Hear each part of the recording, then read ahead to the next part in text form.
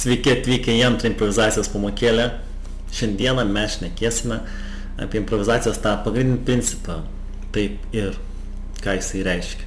Jisai kažkaip yra toks net neatsiejamas nuo improvizacijos. Jeigu išgirsta žmonės improvizaciją, tai būna pirma tikriausiai frazė, kurią išgirstų atsakant, tai būtų taip ir. Tai kas tas taip ir? Taip ir yra principas, improvizacija, kur mes sutinkam su to, ką partneris sako ir mes stengiamės visą laiką papildyti. Tai mes sutinkam su to, ką pasakė partneris ir tada papildome savo informaciją ir taip mes kartu lipdome istoriją, lipdome vaidinimą ir jis juda į priekį. Nes aš pasakau taip, partneris pasako taip, mes abudu sakom taip ir mes po truputį judame į priekį. Tai va, toks yra pagrindinis tikriausiai aspektas, ką daro tas žodis, tik aš sakyčiau, kad kartais improvizacija nėra svarbiausia sakyti tas taip ir, bet yra svarbiausiai sąmoningai nesakyti ne. Tai reiškia, kad jeigu aš išeinu į sceną ir aš kažkada pasakau ne, tai mano pasakymas ne ar nesutikimas yra mano sąmoningas pasirinkimas, tai nėra kažkoks intuityvus, kad nėra taip, kad buvo bloga diena, aš užlipau ant scenos, nėra nuotaikos, partneris kažką pasiūlė ir man netiko, nes aš tiesiog esu nepatenkintas, arba gal aš turiu protingesnę idėją ir tada aš net partnerio idėjos nepriimu. Tai va, žengiant į sceną labai tas yra svarbus dalykas, priimti partnerio idėjas ir sąmoningai stengtis sakyti taip, kad ir kokia tenais tavo diena prieš improvizuojant buvo. Tai žaidimuose improvizacijos mes tą taip ir sakome labai vos netiesioginė prasme, mes visą laiką sutinkam ir visą laiką papildom, nes trukmė žaidimo ar vaidinimo mažiukų yra labai maža ir mes per trumpą laiką sugebam labai sugeneruoti daug idėjų, daug informacijos, vis judėti į priekį. Tai kaip būna, pavyzdžiui, istorija, kur sako žmonės taip ir vienas kitam poroje. Tai, pavyzdžiui, jeigu aš būčiau du žmonės, tai būtų kažkas tokio, kad mes atliekam taip ir pratimą. Tai taip ir mes atvykom į Australiją, taip ir iš krūmų iššoko kengūros, taip ir mes šokom kengūrom ant nugaros, taip ir mes nulėkėm į dykumą, taip ir mes radom aborigenų kaimą, taip ir aborigenai užsimanės mums pašokt. Ir vat matom, mes labai per trumpą laiką sukūrėm labai daug, toli nujudėjom, didelis greitis, bet vat, kai mes norim vaidinti kažkokią situaciją ilgesnę ar ilgesnį vaidinimą atlikti, tas toksai tempas didelis ir informacijos didelis pregeneravimas nėra naudingas, todėl mes dažniausiai koncentruojamės į sakymą taip, o to ir yra mažiau, pavyzdžiui, kažkur būtų apie 80-90% sakome taip, su tuo, ką mes jau pasakėm, padarėm ir tik tai kokie 10-20% papildom.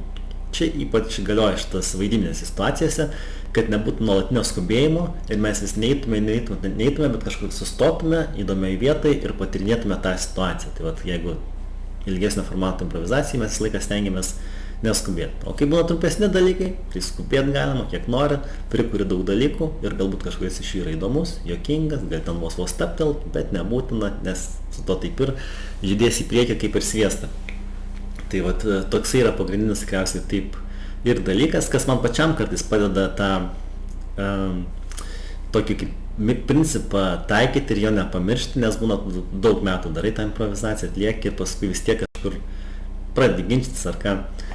Tai man asmeniškai padeda, kai išeini į sceną ir turi tokį mažą entuziazmą, tokį lengvą entuziazmą, tokį nebeprotišką, bet lengvą. Tu išeini, tau viskas įdomu, ką partneris pasako, tau įdomu, tau patiks, tau rūpi, tu esi suintriguotas to, kas vyksta scenoje ir tas toks lengvas entuziazmas, jisai paskui pavirsta galbūt į kitas emocijas, galbūt džiaugsmą, liūdesį ar ką, bet tas toks pirmas impulsas, kad ką partneris pasakė ir aš tai priimu, yra labai, labai naudingas pačiam tam kūrybos principui scenoje.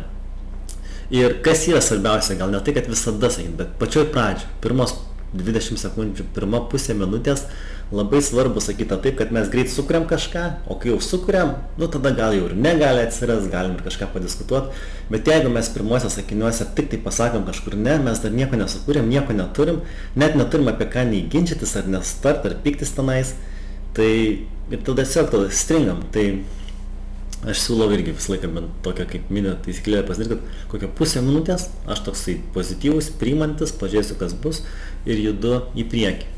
Tik vėl su to taip ir jeigu partneris naudojasi to kaip kažkokiu blogio įrankiu, kad jisai gali manipuliuoti žmonėmis, jisai teikt nepadorius ar kažkokius nesmagius pasiūlymus, tai jūs neprivalos to sutikti, čia nėra visiškai tas būtina, ypač jeigu kažką nepadau sakyti, eik va čia sakytų, žiūrėk, tu tuoj kažką tenais apsivemsi ir tu nenori gal vem tai scenai, kam tau vem, pasakai, oi, oi, baigiau, aš įsivėmiau, viskas gerai.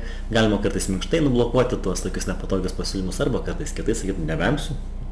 Nes scenai reiktų kurti smagias situacijas ir tą taip ir naudoti ne tai, kad savo galiai kažkokiai, kad kišti idėjas, bet tiesiog kaip įrankių, kad smagiai mes galim kartu kurti, kažką sulipdyti, judėti priekį, smagiai leisti laiką sceną ir dėl to atsiranda toks pozityvumas pas mus visą laiką, toks yra kažkoks tarp žmonių scenoje, kad ir už scenos toks palaikymas vienas kito, esi kaip ir komanda prieš nežinybę, prieš kažkokius iššūkius ir visą laiką gali rizikuoti, nes partneris tau padės, tai va tas taip ir yra irgi didelė tokia kaip komandiškumo dalis improvizacijai. Tai ką, tiek trumpai, smagu, kad klausėtės ir iki kitų kartų.